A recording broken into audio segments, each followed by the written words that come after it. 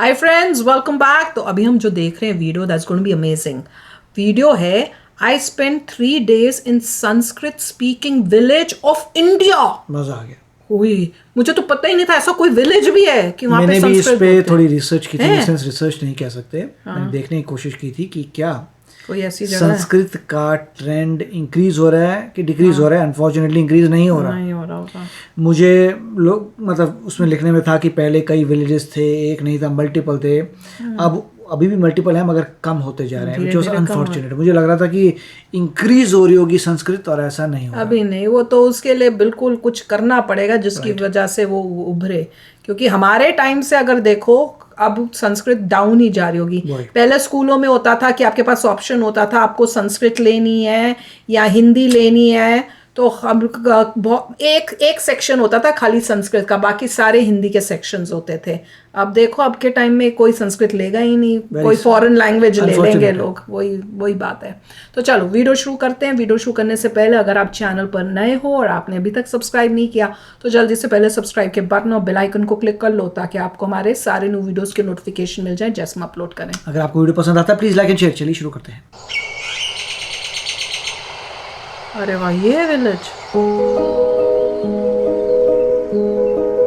आज से कुछ समय पहले अगर कोई मुझे कहता कि भारत में एक ऐसा गांव देखने मिलता है जहां आज भी संस्कृत आम भाषा की तरह बोली जाती है, गुरुकुल में विद्यादान की परंपरा आज भी प्रचलित है और वैदिक चैंट्स आज भी वहां की गलियों में गूंजते हैं, तो शायद मुझे यकीन ना होता। पर ये सब बदल जाता है जैसे ही मैं मत्तूर विलेज को खुद विजिट करता हूँ। साउथ में क्या? सुना तो था कि जैसे ही आप कर्नाटका के इस गाँव में कदम रखेंगे तो ऐसा लगेगा कि समय में कुछ हजारों साल पीछे पहुंच चुके हैं।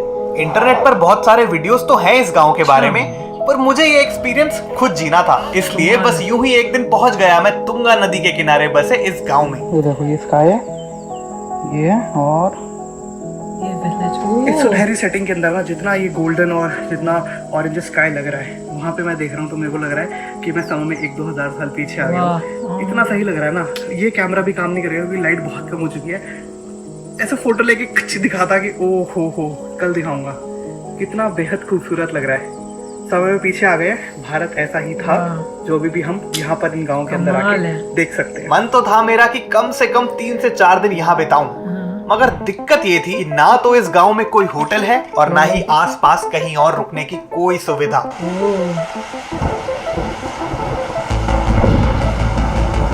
कहाँ रहे एक ही दिन? ऐसे में किया भी जाए तो क्या। सर एक्चुअली कल ना मैंने अपने इंस्टाग्राम पे एक स्टोरी अपलोड करी थी। वैसे कहीं जाने से पहले मैं ऐसा करता नहीं हूँ, मैं चले जाता हूँ, बट इस बार पता नहीं क्यों मेरा मन नहीं हो रहा था। मेरा मन चाह रहा था कि यार कोई अगर मेरे को लोकल मिल जाना तो मेरे लिए ज़्यादा बेटर हो जाएगा। तो मैंने स्टोरी अपलोड करी है, सरप्राइजिंगली हैप्पीली कोइंसिडेंटली। मुझे लगा तो नहीं था कि कर्नाटका के शिमोगा डिस्ट्रिक्ट में बसे दूर इस गांव में भी अपना कोई सब्सक्राइबर होगा, और जब रिप्लाई भी इस आईडी से आया तो मेरा शक जरा और बढ़ गया। पर क्योंकि मेरे पास कोई और चारा था नहीं, या तो मैं गांव से दूर 15 किलोमीटर शिमोगा में रह लूं या फिर इस मिस्टर बीन पर ट्रस्ट कर लूं। तो फिर मैंने वही किया जो मेरी गट फीलिंग कह रही थी। ट्रस्ट मिलना तो चाहिए। ये है संजन, जो कि मत्तूर के पास ही एक छोटे गांव में रहता है। लड़का है तो एकदम बढ़िया, मगर इंस्टाग्राम पर भाई ने अपना नाम मिस्टर बीन क्यों रखा हुआ है इसका मुझे कोई आइडिया नहीं है। किससे बात कर रहे हो तुम सुबह सुबह? तो मेरा फ्रेंड से बात कर रहा है। नहीं कुछ नहीं। फिर वो पूरा दिन हम संजन की बाइक पर बैठकर मत्तूर की गलियों में घूमते हुए निकाल देते हैं। तो जी अभी हम अपने गांव चित्रहल्ली से निकल गए और जा रहे हैं साथ के गांव में मत्तूर विलेज के अंदर, और कोशिश करेंगे अश्वथ अवधानी जी को ढूंढने की, क्योंकि इंटरनेट के अकॉर्डिंग वही है जो हमें मत्तूर विलेज के बारे में एक्यूरेट इंफॉर्मेशन दे सकती है। गोल हमारा एक ही था कि अगर इस गांव को अच्छे से जानना है तो अवधानी जी को खोजना ही होगा। ये कैसे पता चला?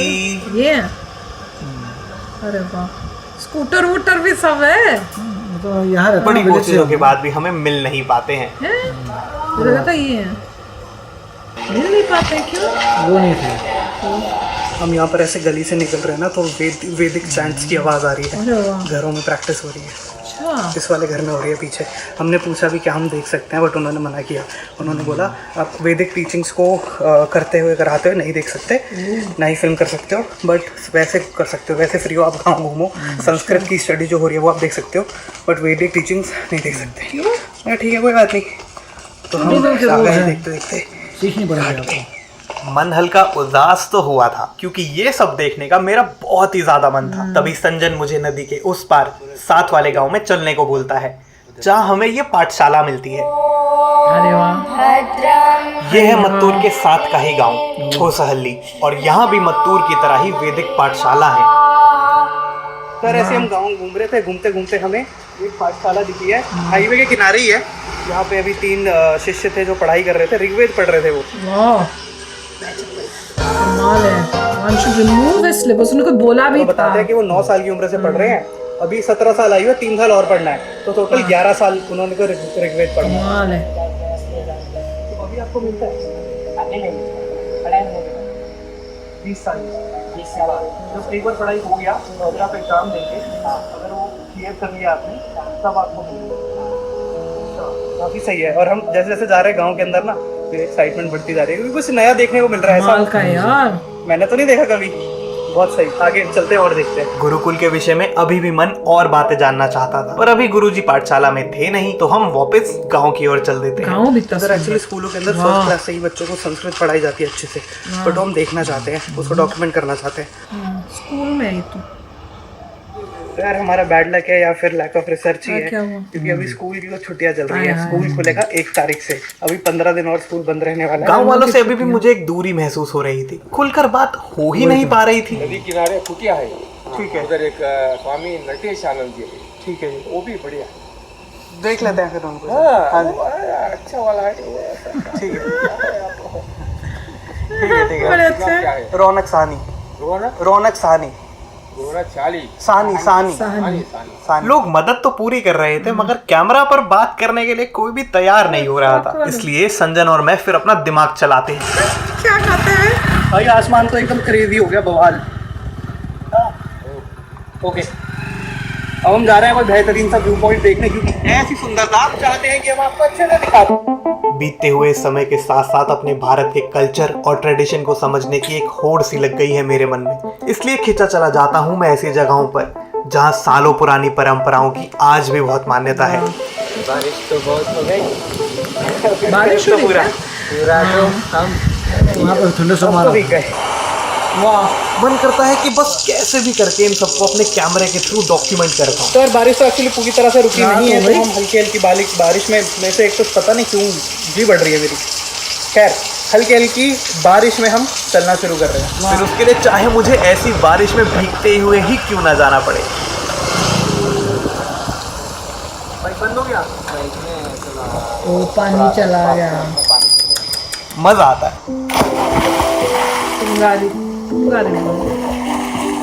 Welcome to day 2। बढ़िया, सुबह सुबह नदी में नहाकर वापस जा रहे होते हैं, तभी मुझे पीछे से मेरे ही नाम की एक आवाज आती है। Hi Shri Prada, can we see the village now?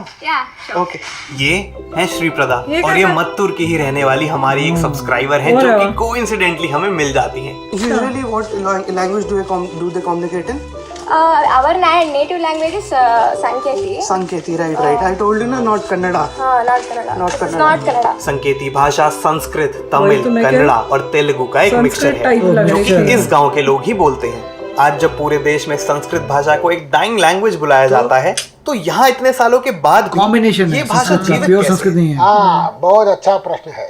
जब तक परंपराध्ययन रहता है, वेद शास्त्रों का संस्कृत का परंपराध्ययन रहता है, तब तक संस्कृत का अस्तित्व रहता है। जब तक संस्कृत का अस्तित्व रहता है, तब तक भारत का अस्तित्व रहता है।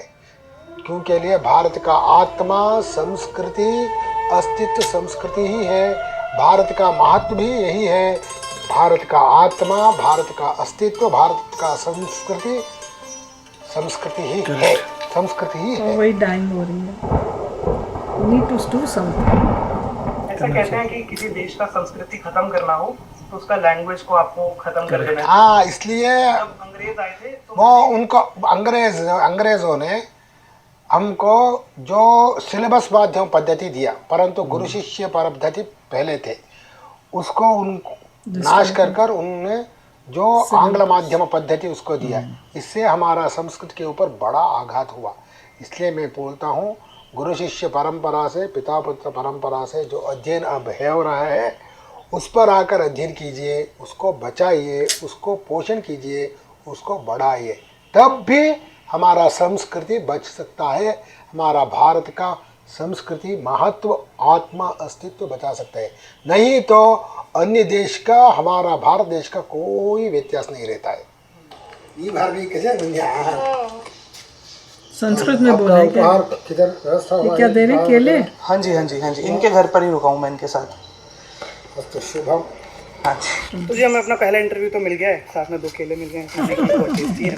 अभी हम और जा रहे हैं और थोड़ा घूमते हैं फिरते हैं, देखते हैं और हमें क्या मिल सकता है यहाँ से, क्योंकि इधर ना वो है थोड़ा प्रोटोकॉल्स बहुत स्ट्रिक्ट है, तो ऐसे हम किसी से भी बात नहीं कर सकते, ऐसे ही किसी को रिकॉर्ड नहीं कर सकते, वो थोड़ा है, अलाउ भी नहीं करते। पाठशाला के अंदर तो आपको घुसने भी नहीं देंगे, तो उस सेंस में थोड़ा टफ हो जाता है आइस ब्रेक करके चीज़ें कैप्चर करना। ठीक है, वो भी उनका जो प्रोटोकॉल है उसकी हम रिस्पेक्ट करते हैं, बट फिर भी हम कोशिश करते हैं कि यार बाकी तक ये चीज़ें पहुँचें, तभी तो लोग को शायद और पता चलेगा और कोई क्यूरियोसिटी में हो सकता है इधर आ जाए संस्कृत सीखने के लिए।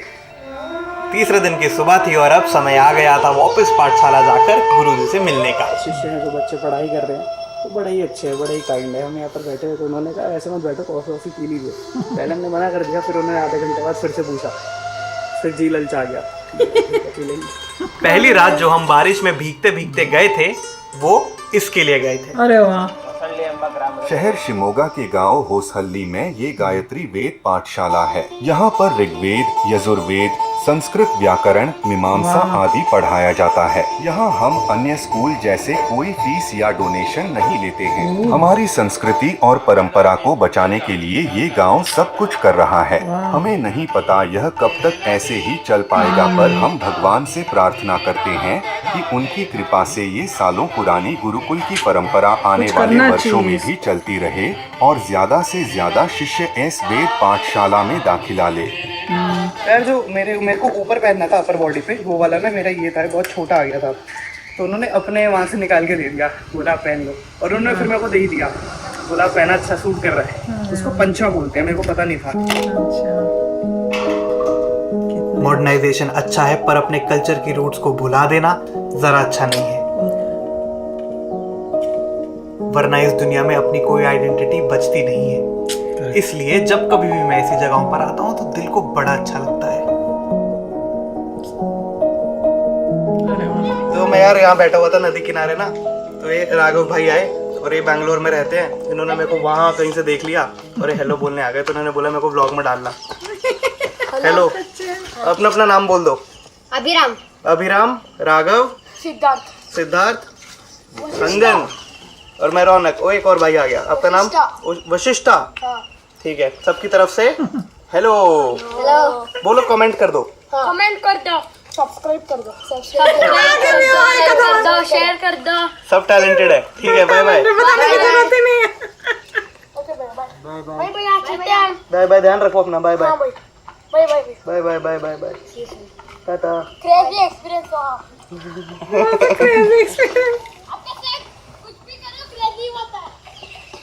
यार आपके साथ कुछ भी करो क्रेजी होता है। कहाँ क्रेजी हो रहा है, हम तो यहाँ बैठे हैं, ये भी अभी आ गया उनके साथ साथ। भाई बहुत क्रेजी है अभी तो, मतलब कहाँ कहाँ पे लोग पहचान लेते हैं, मिल जाते हैं। मैं कहीं बैठा हूँ, घाट पे ऐसा बैठा हुआ था, मुझे देख रहा था, पानी बहता हुआ देख रहा था।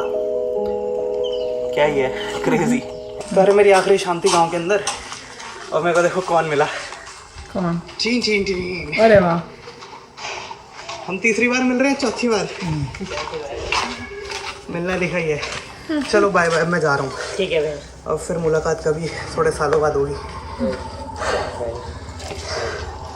ठीक है, कुछ चाहिए तो फोन करिएगा। बिल्कुल बिल्कुल, नंबर मैंने ले लिया। यार ये लोग बहुत अच्छे लोग थे, इन्होंने बहुत मदद की। बाय। तो एक छोटा सा गांव है ना, तो हम बार बार मिलते रहते हैं। सही, बहुत ही अच्छा था। और पता है, इसको देख के थोड़ा मन उदास भी हुआ जब सुना कि भाई कि कितनी देर तक ये जो है ट्रेडिशन वो ये गांव में चलता रहे। उसका भी डाउट होता है कि भाई अगर उनको इनकरेजमेंट नहीं मिल रही और स्टूडेंट्स नहीं आ रहे, अब मतलब ज़्यादा फैलना चाहिए, कम नहीं होना चाहिए ना। मतलब जो भी रिस्ट्रिक्शंस की हुई हैं उससे इतना तो होगा कि रहेगा बहुत ही आप कह सकते हैं पवित्र, मगर एक्सपैंड नहीं होगा। एक्सपैंड होना चाहिए, बस वो है। उनको एक ऐसा तरीका निकालना पड़ेगा जिससे पवित्र भी रहे और एक्सपैंड भी हो। ऐसा कुछ सिस्टम करना पड़ेगा कि आप आइए देखिए, मोदी जी तक पहुंच जाए अगर कोई इस टाइप से, तो कोई कुछ कर सके मोदी जी, या कोई ऐसे इनकी स्टेट में कोई ऐसा कोई लीडर हो जो इसको इनकरेज कर सके, इसको और प्रमोट करे, तो कमाल की बात हो जाए। यंगर जनरेशन को ऐसा कुछ, पहले देखिए कई प्रॉब्लम्स आ रही हैं, इससे पहले कि कोई कहे कि भाई हर इंसान को कंपलसरी करें संस्कृत, पहले हिंदी को तो संस्कृत, आप हिंदी को तो करिए कंपलसरी, क्योंकि कई एक कॉमन लैंग्वेज चाहिए कंट्री में तो, और ये क्रिटिकल पॉइंट है जो किसी भी पॉलिटिकल एस्टैब्लिश को देखना पड़ेगा कि कंट्री में एक लैंग्वेज होनी चाहिए जो हर इंसान को आए, यूनाइट करे। और आप अपनी आपकी जो नेटिव लैंग्वेज सीखिए, कोई प्रॉब्लम नहीं, मगर एक कॉमन लैंग्वेज बहुत ही ज़रूरी है। और मुझे लगता है जो मेजॉरिटी ऑफ द लोग बोलते हैं इस वक्त वो हिंदी है, उसको आपको कंपलसरी करना पड़ेगा। बस कुछ लोगों को पसंद आएगी नहीं आएगी, मगर एक कॉमन लैंग्वेज चाहिए, वो इंग्लिश नहीं होनी चाहिए। वो तो है, बहुत इम्पोर्टेंट है। और ये इसलिए, और आप ये नहीं सोचना चाहिए मेरी लैंग्वेज क्यों नहीं बन रही है, वो देश का सोच के आपको देखना चाहिए कि मेजॉरिटी कौन सी है, हिंदी, हिंद, हिंदुस्तान। तो वो देखो, आप नाम भी तो देखो ना, हिंदी, हिंद, हिंदुस्तान, तो वो बेस्ट सोल्यूशन है। और इससे यूनिटी होगी पूरी कंट्री में, नहीं तो स्टेटों में ही भैया तो मैं तू मैं चलती रहती है। बहुत फर्क पड़ जाएगा अगर हर एक बंदे को हिंदी आती हो या कोई भी कॉमन लैंग्वेज हम अज्यूम करें कि हिंदी। पर दिस वाज जस्ट ब्यूटीफुल जिस तरह से दिखा रहे हैं। और इतना ट्रेडिशन है कि वो जब वो वेदा की बुक लेके आए तो उसी टाइम उन्होंने कहा था कि चप्पल, क्योंकि हम लोगों को, आम इंसान को तो ये सब पता ही नहीं है, तो उन्होंने पूरा मेंटेन करके रखा हुआ है। और देखो दिल के कितने अच्छे हैं कि भाई अपनी उन्होंने जो थी वो पहनने के लिए, वो कह रहे थे ना छोटी हो गई तो उन्होंने दी, कॉफ़ी पिला रहे हैं सब, मतलब कितना अच्छा कर रहे हैं। और पढ़ाई लिखाई वहाँ पे सारी फ्री है, कोई ये नहीं कि आपको ये पढ़ने के लिए आपको कोई फूस देनी है। दैट इज जस्ट, हाँ, तो वही तो दिखा रहे हैं कि मतलब टीचर और जो स्टूडेंट के बीच में रिलेशनशिप जो थी वही थी, और उसमें फिर स्टूडेंट जो है अपने टीचर का मतलब जब तक टीचर अलाइव हैं वो देखभाल स्टूडेंट ही करता है। क्या कमाल का ट्रेडिशन था, सब खत्म हो गया। तो चलो आप भी शेयर करना अपने थॉट्स। चलते हैं, मिलेंगे नेक्स्ट वीडियो में बहुत ही जल्द। Till then take care and bye bye. तो अगर आप मेरे इस चैनल पे नए हो तो जल्दी से सब्सक्राइब के बटन को हिट करो और बेल आइकन को क्लिक करो, ताकि आपको मेरा जब नया वीडियो मैं लगाऊं आपको उसके बारे में जल्दी से पता चल जाए।